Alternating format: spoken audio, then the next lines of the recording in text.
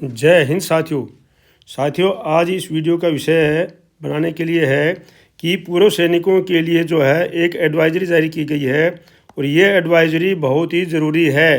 ये है सभी पूर्व सैनिक के लिए ये एडवाइजरी बहुत ज़रूरी है। सभी पूर्व सैनिकों को और फैमिली पेंशनर्स को ये लिख कर अपने परिवार के सदस्यों को ज़रूर देना चाहिए। इस एडवाइजरी को अगर आप लिखना नहीं चाहते हैं तो इस एडवाइजरी को प्रिंट आउट भी निकलवा सकते हैं और अपने डॉक्यूमेंट के साथ रख सकते हैं। अपने सदस्यों को बता सकते हैं कि ये एडवाइजरी बहुत ज़रूरी है।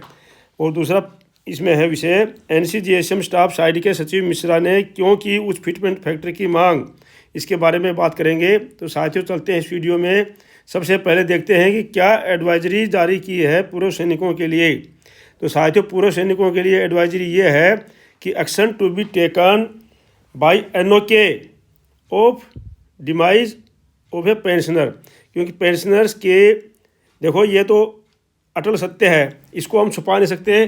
कोई बोलेंगे भाई आप ऐसी बात क्यों करते हो, तो ये तो वो वाली बात हो गई। ये अटल सत्य है कि इसको हम छुपा नहीं सकते कि एक दिन जो है चाहे बूढ़े होकर के चाहे कभी भी पेंशनर्स को जो है सभी को पेंशनर्स का सभी को ही जाना होता है।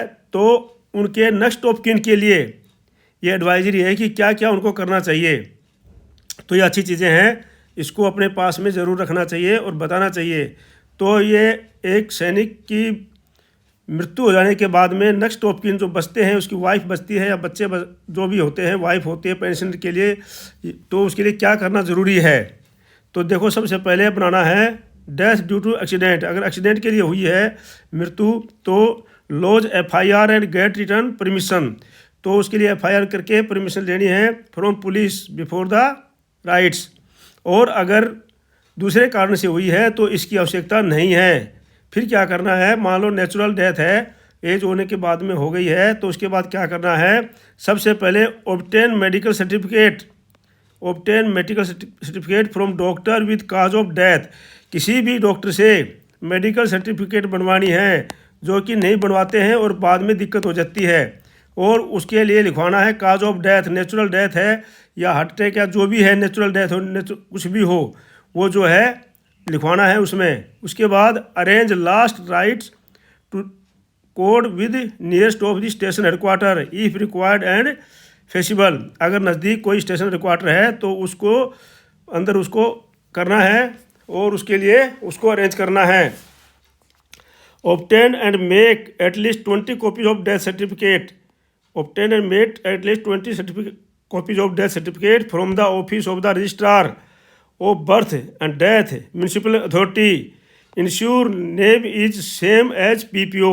और उसके बाद क्या करना है, कम से कम उसकी 20 कॉपी बनानी है डेथ सर्टिफिकेट की, जिसके अंदर जो भी रजिस्ट्रार से हो सकता है या म्यूनसिपल अथॉरिटी से हो सकती है या जहाँ से भी बनती हैं वो, और वो नेम उस डेथ सर्टिफिकेट में वही होना चाहिए जो PPO में है।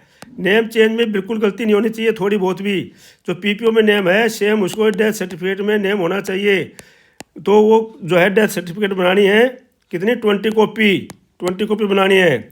और कहाँ कहाँ रिपोर्ट करनी है, रिपोर्ट डेथ टू स्प्रेस जहाँ से पेंशन ले रहे हैं वहाँ पर।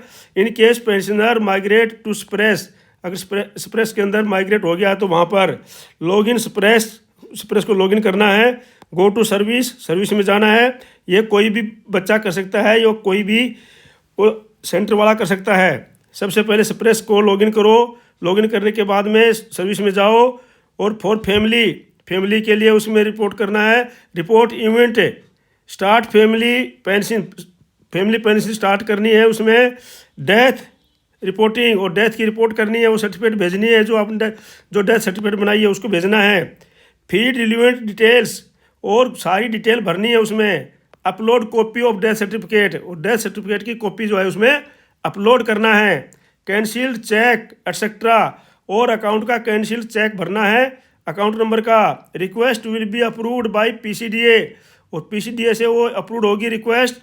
And PPO generated in the name of the suppose, और उसके बाद में जो है स्पोज जो होती है वाइफ होती है जो है उसके नाम से जो है उसका PPO जनरेट हो जाएगा। फिर लॉगिन करना है, क्रेडेंशियल करना है, will be given through SPARSH, ये स्प्रेस से होगा। Log on SPARSH and submit life certificate, और उसके बाद में स्पर्श को लॉक करना है, और जो स्पाउस है, वाइफ है, फैमिली है, उसकी जो है लाइफ सर्टिफिकेट उसमें भरनी है। Family pension will not commence till uploading of life certificate. जब तक उसकी स्पाउस की, वाइफ की, फैमिली वो लाइफ सर्टिफिकेट नहीं भरेंगे तब तक जो है पेंशन स्टार्ट नहीं होगी। Process primary membership of ECHS CSD जिला सैनिक बोर्ड। ये जो प्रोसेस करना है प्राइम मेंबर के लिए, वहाँ पर भी डेथ सर्टिफिकेट चाहिएगी। ECHS के लिए, CSD के लिए, जिला सैनिक बोर्ड के लिए। Return all cards to issue. जो पुराने कार्ड थे उनको रिटर्न करवाना है, दूसरा कार्ड इशू करवाना है स्पाउस के लिए, तो उसके लिए भी डेथ सर्टिफिकेट चाहिएगी। Close demat bank account. अगर कोई दूसरा सिंगल अकाउंट था तो उसको डीमैट करना है, लेकिन अगर उसका आपका ज्वाइंट अकाउंट है उसको डीमैट नहीं करना है, उसी में पेंशन शुरू हो जाएगी। Apply for DSP PI through the application to your bank. DSP account के लिए जो है वो करना है। कॉपी ऑफ डेथ सर्टिफिकेट वहाँ भी चाहिएगी within 1 year. Ensure disposal of NSP weapon. कोई अगर वेपन लिया हुआ है तो उसको डिस्पोजल करके जमा करना है। Block of ECHS card. ECHS card को ब्लॉक करना है, CSD कार्ड को ब्लॉक करना है, जो एक्स सर्विसमैन का था, जिला सैनिक बोर्ड कार्ड को ब्लॉक करना है, और उसके बाद स्पाउस के नाम से बनवाना है। Disease log in respect grocery require card, visit ST political CSD canteen, जिला सैनिक बोर्ड। उसके बाद कंसर्ट एजेंसीज, इन एजेंसियों के अंदर कंसल्ट करना है। रिकॉर्ड ऑफिस में कंसल्ट करना है। PCDA प्रयागराज में कंसल्ट करना है। बैंक फॉर LTA करना है। AGIF को कंसल्ट करना है। जिला सैनिक बोर्ड फॉर आइडेंटिटी कार्ड के लिए कंसल्ट करना है। स्टेशन हेडक्वार्टर के लिए और ये सब के लिए डेथ सर्टिफिकेट चाहिएगी, इसलिए बोलें कि 20 कॉपी बनाना है। वेयर एप्लीकेबल क्लब मेंबरशिप, ये जो है इतना ज़रूरी नहीं है, ये आप देख सकते हैं। तो साथियों ये था, ये इन्फॉर्मेशन बहुत ज़रूरी है। आज आप सोचेंगे कि नहीं है, लेकिन बाद में जो है बहुत दिक्कत हो जाती है, इसलिए ये वीडियो ज़्यादा से ज़्यादा शेयर करना, लाइक करना और इसको सब्सक्राइब करना है, ताकि सभी लोगों के तक ये वीडियो पहुंच सके और सभी जो है इसका फ़ायदा उठा सकें। तो साथियों बहुत ज़रूरी है इस चीज़ को। और जो है अब था 8वें वेतन आयोग, सैलरी में बड़ी बढ़ोतरी, 18,000 से बढ़कर 46,000 होगा न्यूनतम वेतन। तो सैलरी में बहुत बढ़ोतरी होने वाली है। इसमें जो है ये 18,000 से बढ़कर 46,000 न्यूनतम हो जाएगा। सरकारी कर्मचारियों के लिए मूल वेतन और पेंशन निर्धारित करने में फिटमेंट फैक्टर अहम भूमिका निभाता है। उदाहरण के लिए अगर 8वां वेतन आयोग 2.5 सेक्टर्स के फिटमेंट फैक्टर का इस्तेमाल करता है तो केंद्रीय कर्मचारियों के वेतन में 157% की बढ़ोतरी होगी। ऐसा 2016 में हुआ था, जब वेतन आयोग ने न्यूनतम वेतन को 7,000 से बढ़ाकर 18,000 कर दिया था। इस बार अगर 8वां वेतन आयोग मिश्रा के प्रस्तावित फिटमेंट फैक्टर 2.57 को अपनाता है तो केंद्रीय कर्मचारियों का न्यूनतम वेतन 18,000 से बढ़कर 46,250 रुपये हो जाएगा।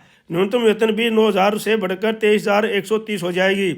अगर 1.92 फैक्टर फिटमेंट लागू होता है तो वेतन जो है 34,560 से और पेंशन 17,280 होगा, जो 92% की वृद्धि को दर्शाता है। अगर फिटमेंट फैक्टर 2.8 फीट बढ़ाता है तो 51,480 होगा। तो इस प्रकार से मिश्रा ने उच्च फिटमेंट फैक्टर क्यों चाहते हैं। मिश्रा ने बताया कि 7वें वेतन आयोग में इस्तेमाल किया गया 2.57 फिटमेंट फैक्टर पुराने फार्मूले पर आधारित था, जिसमें इंटरनेट, शिक्षा, स्वास्थ्य और सेवा, अन्य आवश्यक चीज़ों जैसे आधुनिक खर्चों को शामिल नहीं किया गया। उनका मानना है कि जीवन की बढ़ती लागत के कारण कर्मचारियों को एक अन्य जीवन स्तर रखने में मदद करती है, इसलिए फिटमेंट फैक्टर की आवश्यकता है। तो साथियों आज इस वीडियो में इतना ही है। इसको ज़्यादा से ज़्यादा शेयर कर देना, क्योंकि सभी के लिए आवश्यकता है। ज़्यादा से ज़्यादा लाइक कर देना और सब्सक्राइब कर लेना। और मिलते हैं फिर अगले वीडियो में किसी दूसरे समाचार के लिए। तब तक के लिए जय हिंद, जय Bharat. Thank you for watching video. May you live long, God bless you. धन्यवाद।